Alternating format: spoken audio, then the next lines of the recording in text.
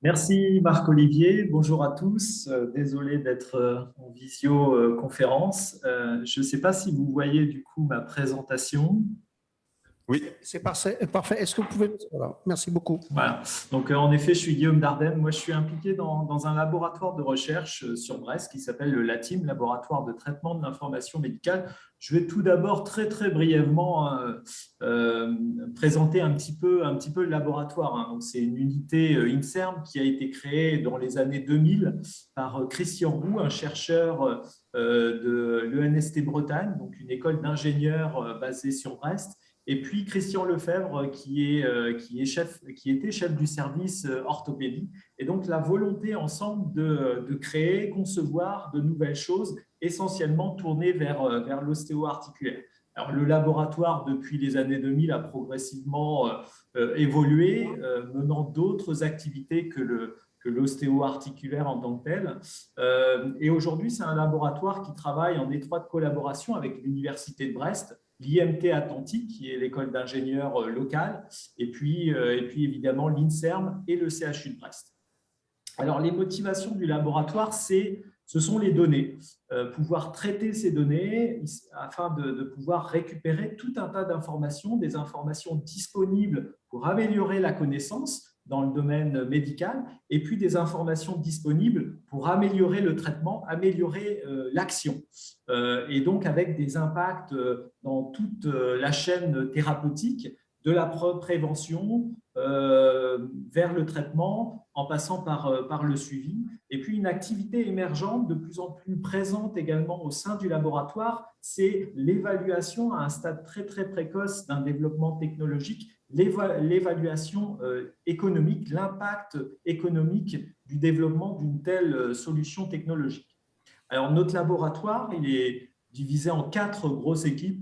Une équipe action orientée oncologie, une équipe vision orientée ophtalmo, et puis une équipe transversale associée à la cybersécurité. Et donc, toutes les activités en chirurgie orthopédique assistée par ordinateur, CAOS, Computer Assisted Orthopedic Surgery, s'intègrent justement dans l'équipe Imagine un peu plus globale sur le musculo-squelettique. Et donc, la question qui m'était posée, c'est comment développons-nous les nouveaux outils des orthopédistes? Et du coup, je me suis un petit peu intéressé au continuum de l'innovation, de la recherche jusqu'à l'adoption très large d'une nouvelle technologie, en fait. De la recherche, là où naît l'idée, là où se crée l'invention, jusqu'à l'innovation, c'est-à-dire l'accès de l'invention à un marché, à un public, en fait. Et en passant entre les deux vers tous les essais cliniques, toutes les phases de validation d'une nouvelle technologie. Et donc, ça se divise en gros en 2 phases.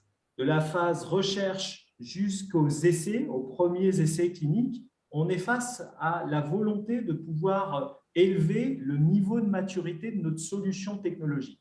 Et puis, une deuxième phase post-validation clinique, première validation clinique, qui est de faire évoluer le niveau d'adoption de manière à ce que ce produit, initialement testé vers quelques chirurgiens, puisse potentiellement être adopté par une population plus globale. Donc, la première phase, qui est l'idée, l'invention, avec l'objectif de pouvoir construire notre premier prototype. Donc, pouvoir résoudre un problème dans notre contexte de la chirurgie orthopédique assistée par ordinateur, pouvoir résoudre un problème clinique donné. Et donc, une solution, elle englobe plusieurs technologies. On le voit bien sur la voiture, plusieurs technologies sont intégrées dans cette solution qui est la voiture. Et donc, l'idée derrière ça, un système de chirurgie assistée par ordinateur, c'est la même chose. L'idée dans tout ça, c'est de pouvoir intégrer plusieurs technologies fiables et validées. Et si ces technologies fiables ou validées ne sont pas existantes ou trouvées, pouvoir identifier de nouvelles technologies.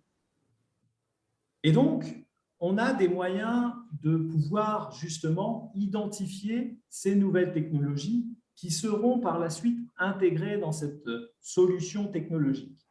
Notamment le cycle de Gartner qui fournit une vue instantanée de différentes technologies existantes dans le monde. On voit que cette cycle de Gartner est divisé en 5 phases. Une première phase qui est la percée technologique, c'est-à-dire lorsqu'une technologie arrive toujours et fait ses premières preuves, elle déclenche un intérêt. On arrive à une deuxième phase qui est le pic des attentes souvent exagérées vis-à-vis d'une technologie. Il y a un certain emballement médiatique, des premières startups qui sont créées pour mettre en place ces technologies et puis des premiers produits qui sont créés à partir de cette nouvelle technologie. On arrive ensuite vers ce que Gartner appelle le gouffre des désillusions, c'est-à-dire que la technologie commence à être très très bien connue et on s'aperçoit que malgré cela, elle ne parvient pas à répondre pleinement à tous nos espoirs. Et puis ensuite, on arrive progressivement vers un développement éclairé, c'est-à-dire des entreprises qui persistent à utiliser ces technologies et qui, du coup, envisagent le développement de produits de deuxième génération avec une meilleure compréhension des véritables avantages de cette technologie et ses inconvénients. Bien souvent, ce sont des solutions qui sont envisagées pour les early adopters. Et puis, par la suite, le plateau de productivité, une technologie rodée, testée, avec le développement de produits de troisième génération. Et donc, à titre d'exemple, je me suis permis d'afficher ici des technologies en lien notamment avec l'intelligence artificielle. On voit sur le graphe de gauche, en 2019, que ces technologies, entourées en rouge, commencent à arriver vers ce pic de désillusion. Et puis, en 2020, on voit que ces technologies commencent à arriver vers cette désillusion de manière progressivement à pouvoir atteindre dans les prochaines années ce développement éclairé qui permettra de réaliser des solutions vraiment concrètes. Alors, on a identifié nos technologies que l'on souhaite intégrer dans notre solution qui puissent résoudre un problème clinique donné. L'objectif dans cette première phase, c'est donc de pouvoir élever le niveau de maturité de notre solution. Il existe tout un tas d'indicateurs, tout un tas de règles, de systèmes de mesure qui permettent de mesurer justement le niveau de maturité d'une solution. Alors, la plus connue, c'est le TRL qui a été mis en place par la NASA et qui comporte 9 niveaux, et puis d'autres systèmes de mesure tels que le CML, par exemple. Le plus employé étant le TRL. Et donc, l'idée derrière ma présentation, c'est de pouvoir illustrer un peu aussi ce passage d'un TRL à un autre. On a par exemple développé des algorithmes de segmentation de la scapula, probablement que Marc-Olivier en parlera par la suite, qui ont été intégrés dans des solutions commercialisées par une société, une start-up du laboratoire qui s'appelle Inmascap, rachetée par Stryker, et qui, très vraisemblablement, ont atteint un TRL très, très avancé, un TRL 9. Je vais également vous présenter un projet Follow-me, un projet de recherche qui est assez émergent, donc avec des TRL beaucoup plus bas. Donc, pour aller sur ce projet Follow-me, c'est un projet qui regroupe plusieurs partenaires et qui a pour objectif de répondre à un problème lié à l'arthroplastie totale du genou. On s'aperçoit que le nombre de prothèses totales de genou va augmenter ces prochaines années, que ce soit aux États-Unis ou en Europe, et c'est essentiellement guidé par le vieillissement de la population, l'augmentation de l'obésité, ou le fait que l'on place des prothèses de genou sur des patients de plus en plus jeunes. Et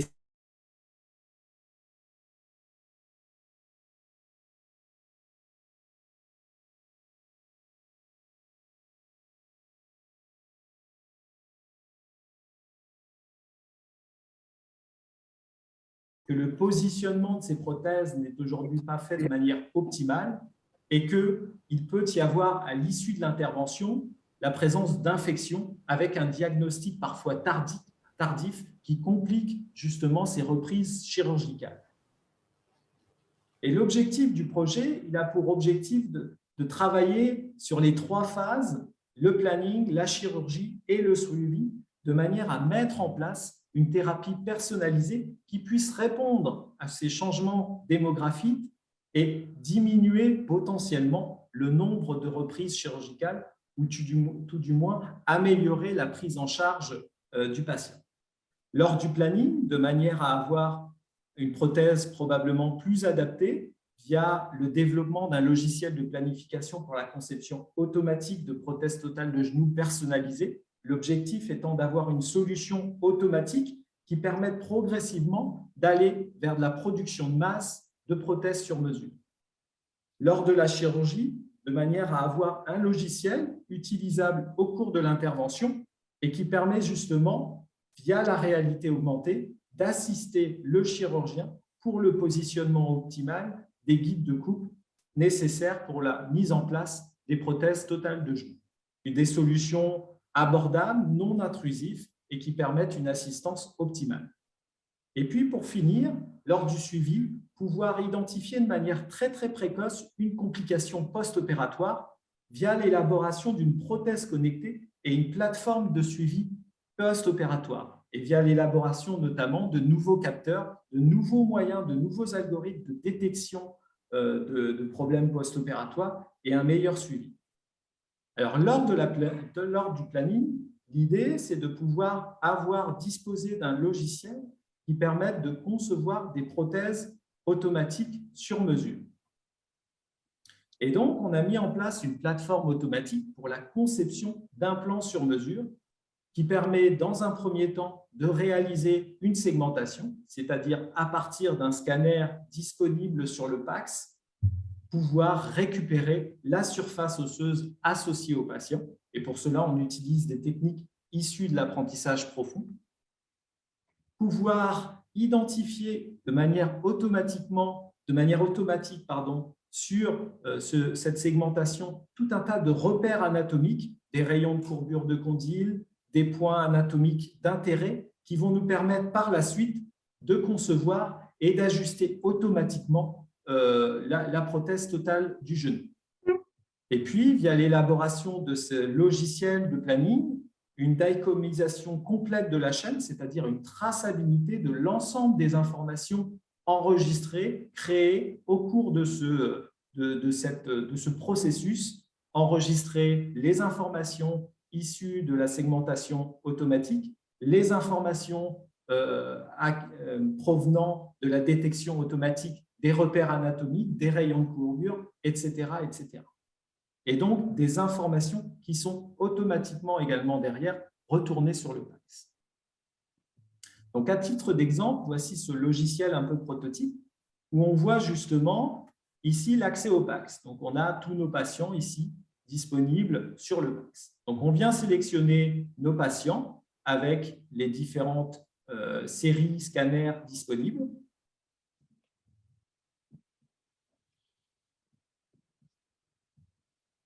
Hop, je accélère. Et puis, on voit ici le résultat à partir de ce scanner, le résultat de la segmentation. Hop. Le résultat de la segmentation avec ici, comme on peut le voir, la détection de certains repères anatomiques, la détection automatique de certains repères anatomiques. Donc, cette détection qui a été effectuée via l'utilisation d'un modèle statistique de forme. Et puis, compte tenu de cette détection automatique de repères anatomiques pour le tibia et pour le fémur, la possibilité de concevoir de manière automatique une prothèse sur mesure. Donc, on est encore à un stade très prototype, mais on a tout de même la chaîne complète de la segmentation, du pré-traitement, jusqu'à la conception automatique de prothèses sur mesure compte tenu des repères anatomiques identifiés. Logiciel de planning, au cours de l'intervention, la possibilité d'assister le chirurgien dans le positionnement optimal de cette prothèse sur mesure.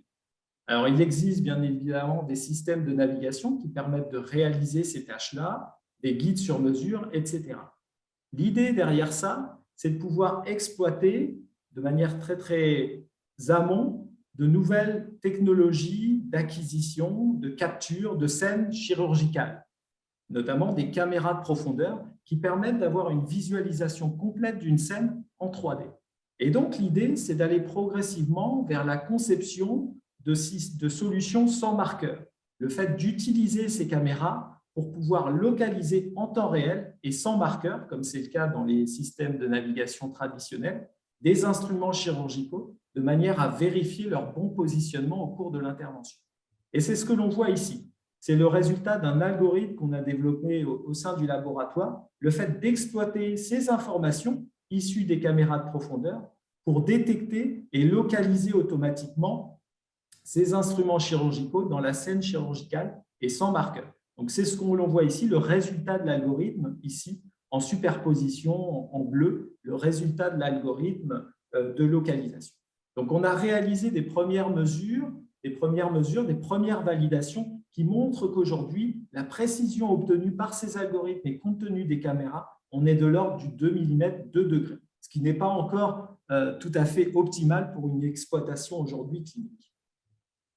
Et puis, sur la dernière partie de ce projet, qui est d'optimiser le suivi post-opératoire via la conception, l'élaboration d'une prothèse de genou connectée. Alors, il y a quelques initiatives, les Allemands, via leur solution Ortholode, la solution qui vient tout juste d'être mise sur le marché par Zimmer Biomet, qui permet par exemple de mesurer les marches, le nombre de marches fait par le patient lors d'une journée, l'amplitude de mouvement, la vitesse de marche, ce genre d'informations. L'idée derrière ce projet, c'est d'aller plus loin, c'est de développer une prothèse munie de différents capteurs de manière à pouvoir déceler de manière très précoce toute complication post-opératoire et notamment la présence d'infection en analysant au sein du liquide synovial le pH ou bien la température et également pouvoir détecter de manière très précoce une usure prématurée d'un implant en évaluant notamment la répartition, l'évolution de la répartition des efforts sur le plateau tibial ou en évaluant également l'évolution de la cinématique du patient. Et tous ces phénomènes, aujourd'hui, c'est encore des phénomènes très méconnus. Il y a très peu de littérature. Alors, il y a un peu de littérature sur le sujet, mais très peu de moyens de mesurer ces phénomènes aujourd'hui. Et donc, l'utilisation d'une prothèse connectée permettra, dans un premier temps, de mieux comprendre ces phénomènes post-opératoires. Et donc, notre prothèse, elle est composée de 4 capteurs, pH, température, pression mécanique, enregistrement d'informations biomécaniques. Et tous ces capteurs sont mis au sein de la quille tibiale, comme vous pouvez le voir au milieu, avec un effort très important concernant la miniaturisation de l'ensemble de ces capteurs. On a réalisé des premiers essais en laboratoire de manière à évaluer la biocompatibilité, la précision des différentes informations fournies par ces capteurs. Et on a réalisé des premiers essais sur cadavres avec notre prothèse connectée et un logiciel qui a la possibilité justement de récupérer toutes ces informations fournies par les capteurs directement au sein de ce logiciel et la possibilité justement d'enregistrer ces informations sur le PACS avec un chiffrement de bout en bout. Donc, je vous ai présenté comme ceci 3 solutions technologiques répondant à des besoins cliniques concrets lors du planning, lors de la chirurgie, lors du suivi, avec pour chacune de ces solutions des TRL différents. On se situe sur un TRL 5, donc TRL 5, TRL 4, TRL 3, des TRL encore très peu avancés.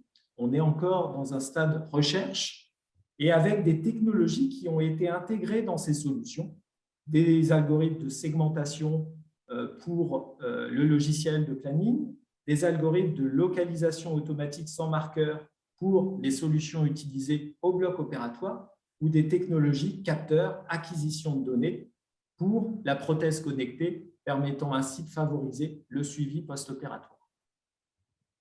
Alors, je vous ai un peu parlé ici de cette première phase qui est l'élévation du niveau de maturité. Je vais très rapidement aborder la deuxième phase, qui est l'évolution du niveau d'adoption une fois qu'on a obtenu les autorisations, qu'on a réalisé les premiers essais cliniques avec un chirurgien, la possibilité d'étendre cette utilisation et de faire en sorte que cette nouvelle technologie, cette nouvelle solution soit plus largement adoptée.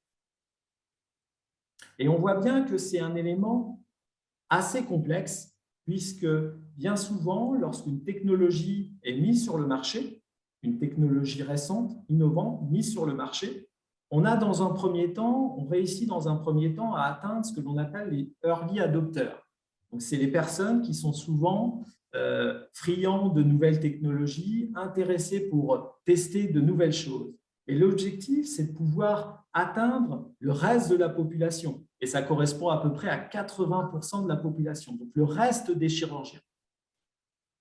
Donc, on voit bien que ce qui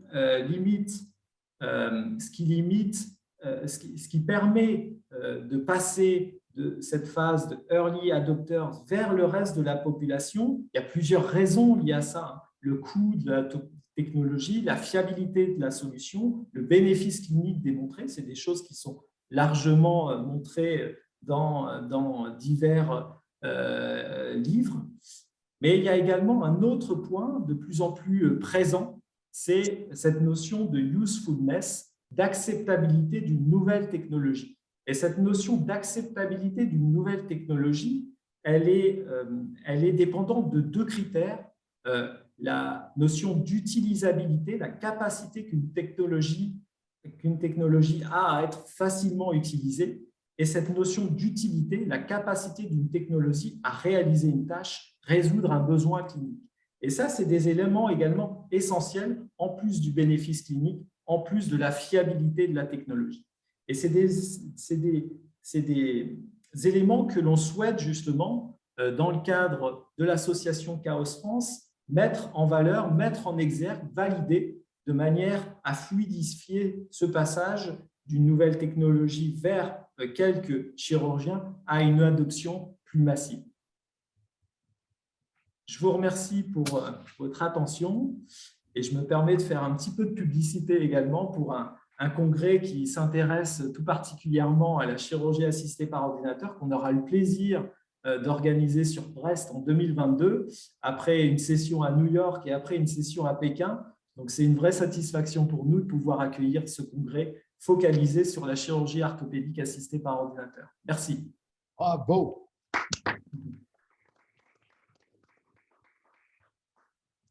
Merci Guillaume pour ton intervention passionnante et vraiment très bien structurée et très claire. On va peut-être prendre une ou deux questions courtes. Oui. Très courte de curiosité. Comment sont alimentés sur le plan énergie les capteurs qui vont rester en place? Alors, dans un premier temps, c'est vrai, notre objectif initialement, c'était d'avoir un suivi 7 jours sur 7, 24 heures sur 24 de ces capteurs.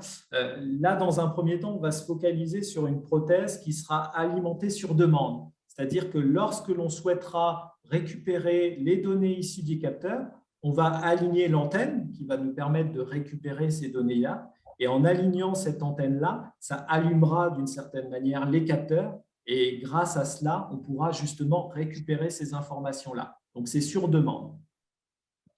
Merci. Virginie. Oui, je vous remercie beaucoup pour votre communication très intéressante. Merci. J'ai trouvé que les différents processus de l'innovation que vous avez décrits sont très intéressants. Pour votre information, l'Académie a échangé avec la Haute Autorité de Santé ce matin pendant 1h30 pour fluidifier l'accès aux innovations et les rendre plus faciles. Je voulais vous poser une question. Quand on voit le développement du robot Da Vinci en France, et dans d'autres pays d'ailleurs, on a été quand même un peu choqué d'un certain nombre de procédés visant à créer le buzz pour finalement que les patients adhèrent, sans forcément des résultats médicaux très probants au début, à aller vers cette innovation.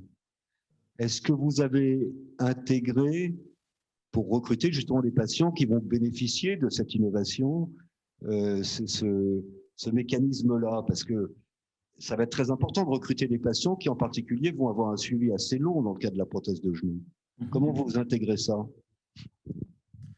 C'est une question en effet très, très intéressante. Alors, il peut, je pense, qu'il peut y avoir, parce que j'ai eu l'occasion d'en parler avec de nombreuses personnes, il peut aussi y avoir un certain blocage sur le fait de pouvoir se munir de prothèses connectées.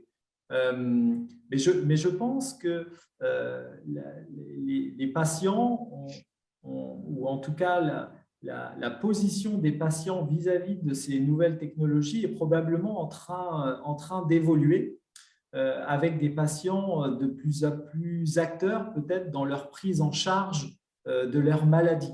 Et je pense que ces prothèses connectées seront un élément important qui leur permettra justement de prendre en main d'une certaine manière leur prise en charge, de mieux suivre par exemple les recommandations des médecins, mieux suivre les règles grâce à la possibilité d'acquérir tout un tas de données et compte tenu d'acquérir tout un tas de données et de mieux suivre ces données. Alors, je comprends qu'il y a ce côté un peu marketing que vous mentionnez. Bon, en tant que chercheur, c'est vrai que j'aurais tendance à privilégier le fait qu'un système soit nécessaire, réponde véritablement à un besoin plutôt qu'à un besoin marketing. Mais en tout cas, je pense que notre prothèse connectée, elle répond clairement à un besoin et une évolution peut-être de la relation que peut avoir le patient vis-à-vis de sa propre prise en charge.